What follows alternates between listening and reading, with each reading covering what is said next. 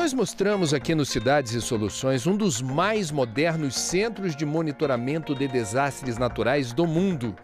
O CEMADEM foi instalado há 4 anos em São José dos Campos, no interior de São Paulo. Daqui é possível acompanhar online, 24 horas por dia, tudo o que acontece nos 888 municípios com maior risco de desastres naturais em todo o país. Hoje você vai saber como 2 dos estados mais vulneráveis a desastres naturais implantaram seus próprios sistemas de monitoramento e que diferença isso faz no dia a dia do Rio de Janeiro e de Santa Catarina.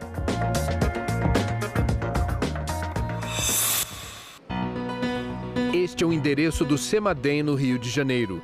O Centro Integrado de Comando e Controle reúne em um sofisticado prédio de 4 andares todas as forças de segurança federais, estaduais e municipais. Tudo o que de importante acontece no estado é acompanhado daqui por um gigantesco telão e 98 monitores LED. Nós vamos conhecer agora o Centro Nervoso do CEMADEM em Rio de Janeiro, que funciona nessa sala aqui, ó, da Secretaria de Defesa Civil. Dá licença. Aqui 23 profissionais de diferentes áreas do conhecimento, são hidrólogos, geotécnicos, profissionais de tecnologia da informação, bombeiros, meteorologistas, se revezam em plantões de 24 horas apenas para alimentar esse banco de dados expresso nesse telão, que mapeia diferentes regiões do estado do Rio de Janeiro. E esses dados são resumidos em 5 diferentes indicadores que estão aqui nesse canto do vídeo.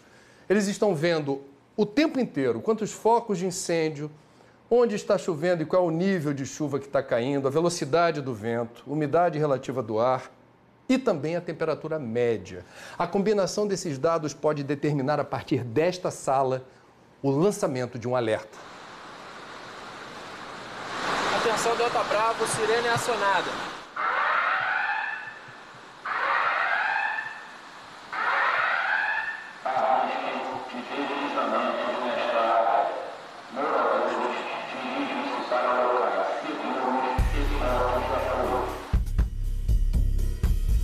Há 425 sirenes alertam as comunidades para o risco de desastres. Elas só são acionadas se este homem der a voz do comando. É dele a responsabilidade de emitir o alarme. A gente tem um entendimento do que é uma área de risco, a gente tem essa análise geotécnica de uma área de risco, e essa área de risco, ela tem uma quantidade de pessoas que habitam ali. Então você tem que ter o grau de certeza, dar informação para essa população para que ela saiba se retirar no momento certo. Isso é comum em outros países. No Japão isso é comum para tsunami, na Indonésia. No Brasil o desastre é a chuva. Então você tem que ter essa relação de dados para transformar dados que muitas vezes se passava despercebido em uma informação correta e incisiva para que a pessoa tenha que sair da sua casa. O CEMADEM ainda não existia quando a região serrana do Rio foi devastada na maior tragédia ambiental da história do Brasil, com quase 1000 mortes. O número elevado de óbitos também foi consequência da falta de planejamento e da ausência de sistemas de alerta e alarme. A catástrofe serviu de lição. Se algo parecido acontecesse hoje, a situação seria bem diferente. Todas as populações que habitam em área de risco, elas foram treinadas e capacitadas para agir numa situação de emergência. Num segundo momento, foi colocado um sistema de alerta e alarme que permite que essa pessoa receba a informação a qualquer hora do dia ou da noite de que ela deve deixar a sua residência e procurar um ponto seguro. As localidades com maior risco de escorregamento, elas são dotadas desse sistema e toda vez que a gente tem uma informação, ela é repassada para a população. Então, a Defesa Civil do Estado do Rio de Janeiro, ela promoveu, todo dia 10, às 10 horas da manhã, nós temos um simulado. Todas as sirenes são acionadas. Então, isso é uma forma de treinar a população e ela se acostumar a agir no momento de emergência. Então, essa mudança comportamental dá exatamente a dimensão de como a população deve atuar no momento de escorregamento. Então, isso vem reduzindo gradativamente a redução de óbitos no estado. Dos 92 municípios do estado, 17 já contam com sistemas de alerta e alarme. são justamente os municípios mais vulneráveis a episódios de enchentes ou deslizamentos de terra. Ao todo, 425 agentes comunitários foram treinados para receber via SMS o chamado do CEMADEM. São eles que orientam a população a sair de casa e buscar os abrigos mais próximos. A Defesa Civil chega e recomenda para uma pessoa que vive em área de risco que deixe imediatamente o local. E essa pessoa se recusa a fazê-lo. Ela tem esse direito? Qual é o protocolo de resposta de vocês? Sim, ela tem o direito legal de permanecer na sua casa. Porém, a população ela vai se capacitar de duas formas, né? Ela vai se capacitar pela dor de uma tragédia ou pela capacitação que ela vem aprendendo ao longo dos treinamentos. Então, a gente teve um evento aqui no Rio de Janeiro, anos atrás, em que o sistema de sirenes da cidade do Rio de Janeiro foi acionado. O popular não saiu, ele permaneceu na sua casa, houve um escorregamento e atingiu parte da sua casa. Então, esse exemplo para a população deu a real importância desse sistema de sirenes. E esse rapaz, um dia, inclusive, é um voluntário de Defesa Civil. Apenas este ano foram emitidos 20 alarmes, todos por risco de deslizamento de terra. Mas há o risco do alarme em falso. É quando todos os dados apontam para o risco de um evento com alto poder de destruição e, na hora H, há risco de deslizamentos nesta área. nada acontece. Seguros e pontos de apoio. Em janeiro deste ano, o prefeito de Nova York, Bill de Blasio, interrompeu a circulação de moradores e turistas na cidade por causa do risco de uma gigantesca nevasca. Parecia feriado na Big Apple, mas nada de grave aconteceu. Um mês depois, no Rio de Janeiro, o prefeito Eduardo Paes anunciou que a cidade havia entrado em estado de atenção, recomendou que as pessoas não saíssem de casa e mobilizou mais de 3.000 agentes. Tudo para evitar uma possível tragédia devido à aproximação de uma assustadora tempestade, que acabou não acontecendo. Quando a sirene tocar, por favor, se desloquem para os pontos de apoio. Em ambos os casos, os prefeitos foram elogiados pelos órgãos ligados à Defesa Civil. É melhor prevenir do que remediar. Porque ele tinha informação técnica de um determinado evento em que ao longo do dia ela iria se confirmar ou não de acordo com a evolução meteorológica. Então, tendo essa informação técnica, ele precisava proteger a população. Isso é uma ação de Defesa Civil, ele protegeu a população dando a informação. Isso é muito comum nos Estados Unidos quando você tem uma informação de um furacão em que o prefeito ele protege a população e ele evacua uma região até 3 vezes maior do que a real indicação meteorológica do evento. Então, essa é uma medida preventiva para que a população seja resguardada num determinado evento. Imagine uma situação em que o evento viesse a acontecer e ele, de posse da informação, não informasse a população e alguém viesse a falecer. Uma das informações mais valiosas para o CEMADEM no Rio de Janeiro vem dessas telas operadas por uma meteorologista. Michele, estou vendo você cercada aqui de monitores, de computador, várias informações nas telas. Quantas fontes de informação você tem que acompanhar todo dia aqui? Pelo menos 6. 6 Quais? fontes de informação. São os radares, as imagens de satélite, são os dados das estações meteorológicas, hidrológicas também.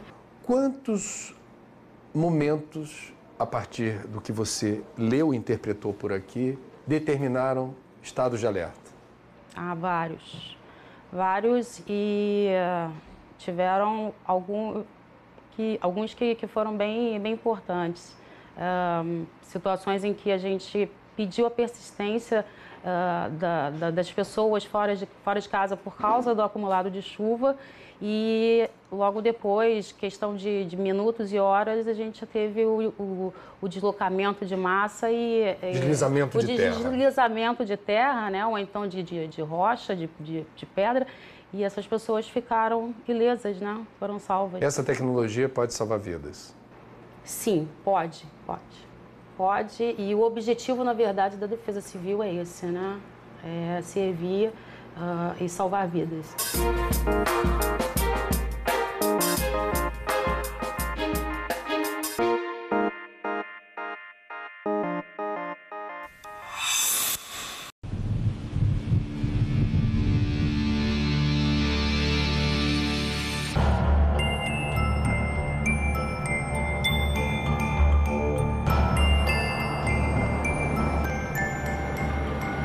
quis o destino que um dos menores estados do Brasil em tamanho seja o mais atingido por eventos climáticos extremos.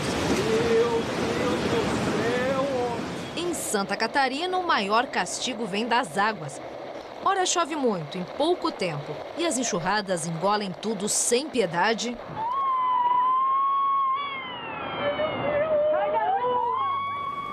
Ora é de mansinho que as águas enchem os rios e inundam cidades inteiras.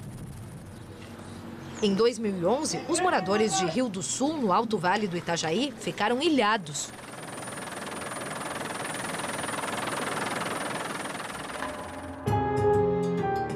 E tem vezes que a ausência de chuva provoca enormes prejuízos nas lavouras e na criação de gado.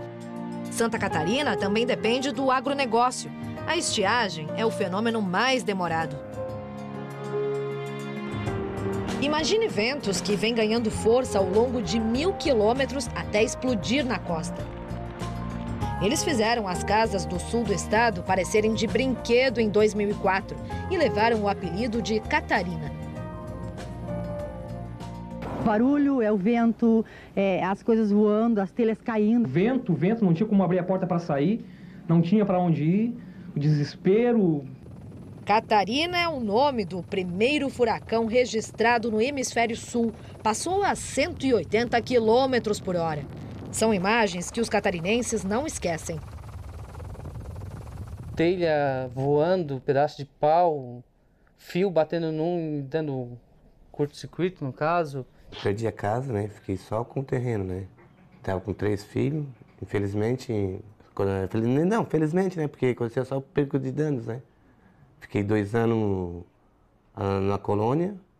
E hoje em dia, cara, né, com o passar do tempo, conseguiu recuperar tudo, né? Mas na época foi muito triste, né? Os vendavais, às vezes, fazem dobradinha com as tempestades. E o resultado pode cair em formas brancas e arredondadas. Geada. Incêndios. Alagamentos e erosões também ameaçam Santa Catarina. Só não temos aqui o vulcão. E nem o terremoto. Mas houve quem sentiu os prédios vibrarem por conta de tremores mais distantes. Foi em torno de, acho que 2011, 2012, né, um terremoto que teve na região do Atlântico. E os prédios mais altos de Balneário Camboriú, né, que aí captaram, perceberam que o prédio estava vibrando. Da Universidade Federal de Santa Catarina saiu o primeiro levantamento de desastres naturais do Brasil. Uma equipe buscou dados dos últimos 24 anos país afora. Nesse período, os ventos e as águas assombraram Santa Catarina 5.000 vezes. Nenhuma cidade escapou. Os desastres registrados afetaram pelo menos 12 milhões de pessoas. Mais de 200 morreram. Este homem perdeu a mãe, a mulher, os 2 filhos e a sobrinha de uma vez só para uma enxurrada. Esperou 30 dias até os corpos serem encontrados. Mas outras mais de 1.200 pessoas simplesmente desapareceram. Só nos últimos 2 anos, os municípios catarinenses emitiram 205 decretos de situação de emergência e 8 de calamidade pública. Por que tantos fenômenos aqui? Para começo de conversa, estamos no sul do Brasil. Entre o calor dos trópicos e o frio dos polos. Então, é uma região de transição, né, entre as massas de ar quente e massas de ar frio. Todos esses sistemas favorecem a formação de chuva, né? Chuva, mudanças bruscas de temperatura, ventos também mais intensos. A umidade que vem do mar esbarra nestas montanhas e sobe para as nuvens. Que favorecem as chuvas mais intensas, essas chuvas, esses alagamentos, deslizamentos de encosta que nós temos aqui na faixa do litoral. Do norte da Argentina e do Paraguai, nós temos formação de sistemas que se intensificam, principalmente na época da primavera e do verão, e esses sistemas se deslocam para o oeste de Santa Catarina e trazem então essas tempestades, o granizo. É uma das áreas mais afetadas do globo em termos de tempestades e de temporais e até de tornados. O último passou pela cidade de Xanxerê há 4 meses.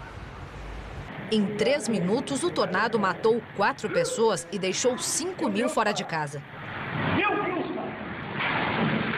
Todos esses fenômenos são monitorados em estações meteorológicas que medem as chuvas, os ventos e as temperaturas, em satélites que mostram o tipo e a altura das nuvens, basicamente, em sensores de raios, de nível dos rios e também agora, a novidade, nesse radar.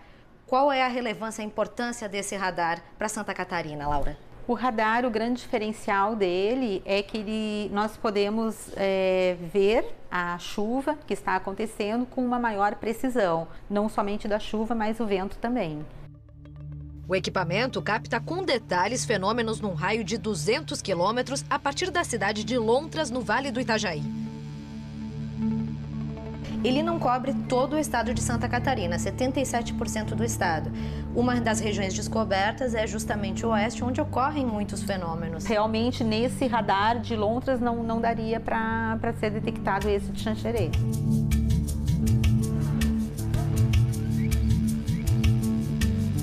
As previsões do tempo são enviadas para a Secretaria Estadual da Defesa Civil em Florianópolis. Esta pasta do governo, criada há 5 anos, foi fundamental para o estado dar um salto em prevenção, apesar de já pensar em proteção há mais de 40 anos. Daqui são disparados alertas para os municípios antes e durante os desastres. É de onde vem o sinal verde para bater de porta em porta nas áreas de risco. Voluntários, corpo de bombeiros, polícia militar, muitas vezes a participação das Forças Armadas de porta em porta, avisando, informando, dizendo o que vai acontecer e solicitando que as famílias saiam daquela área, porque aquela área vai ser afetada.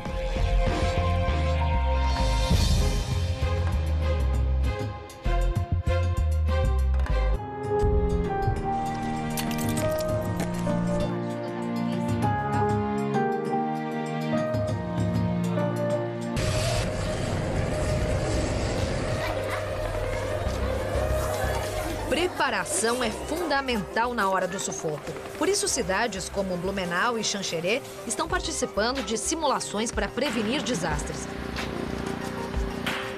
O estado ainda investe nos estudos para minimizar os prejuízos da seca e nas obras para conter a força das águas. 2 barragens foram reforçadas e outras 4 devem sair do papel.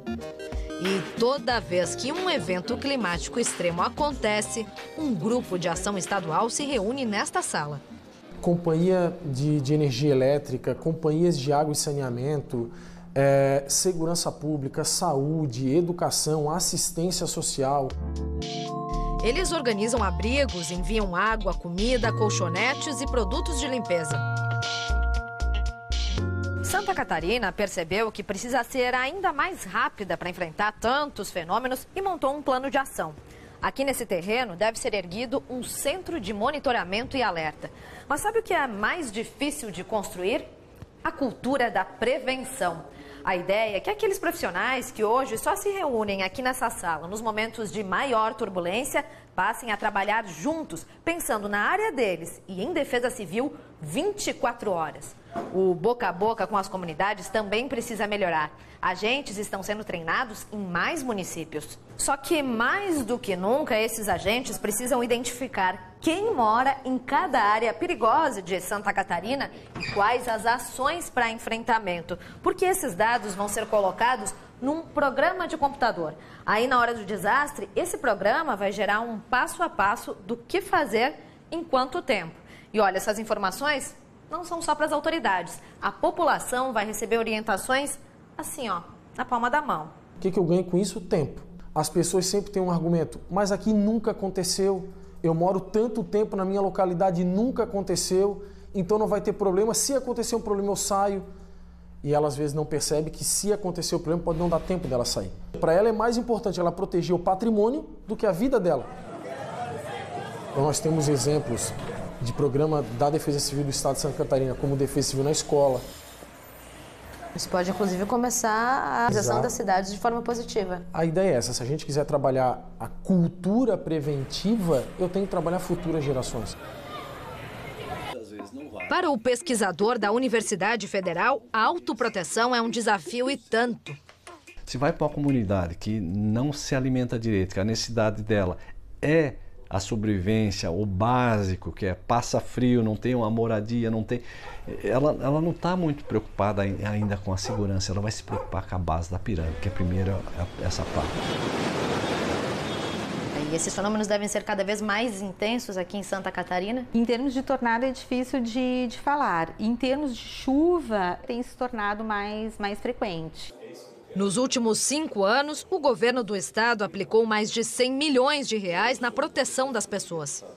A longo prazo, já se pensa em outras medidas, já que esses fenômenos naturais são cada vez mais recorrentes? Um sistema, ele não é para um ano só.